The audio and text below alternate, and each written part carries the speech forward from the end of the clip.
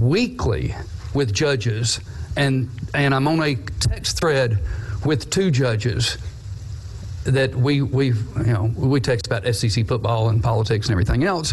Well, Mr. John Gentry, if you would please come forward. And Mr. Gentry, I am going to keep pretty tight rein. This is about a fee increase for court reporters, and you go beyond that, I'm probably going to call you down, okay?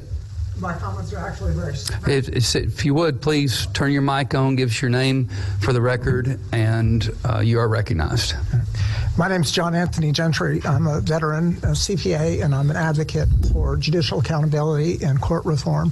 And my comments are very much in line with what we heard from Senator Roberts. From the Tennessee court website, the primary purpose of any court reporting program is to provide accurate verbatim transcripts may be produced. That's the primary purpose that we need to keep in mind. We need to fast forward to the future and not hold on to the past. Audiovisual is far superior to transcripts. Some transcripts do not capture angered voice, inflection, or the body language used by judges to intimidate and bully, as sometimes happens.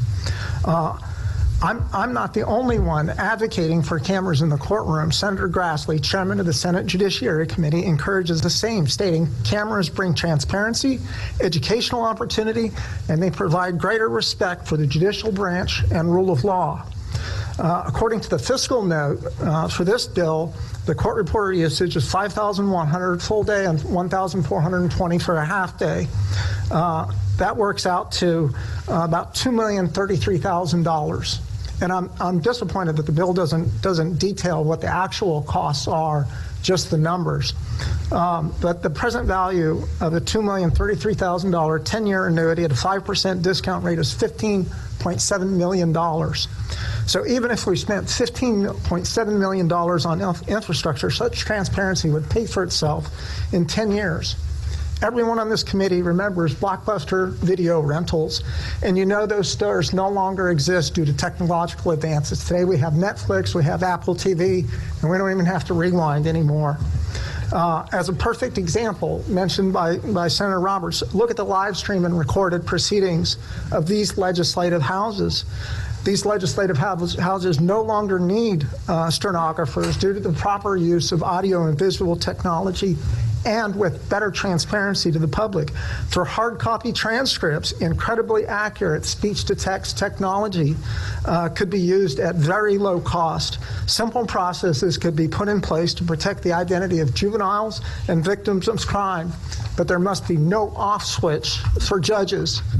As the AOC rep here just mentioned, many courtrooms are already outfitted with the necessary equipment. We just need to turn it on, build court website infrastructure, and make the video available to the public. In remonstrance, I've demanded court reform to include live stream and recorded proceedings. Here we have a perfect example of the cost savings potential of such a measure.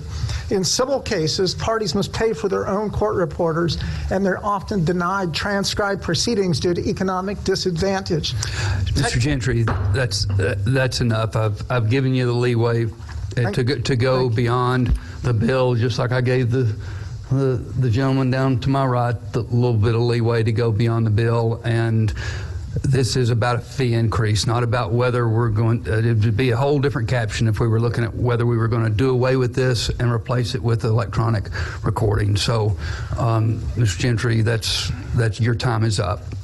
Your time is up. Thank you. Thank you, Senator Bell.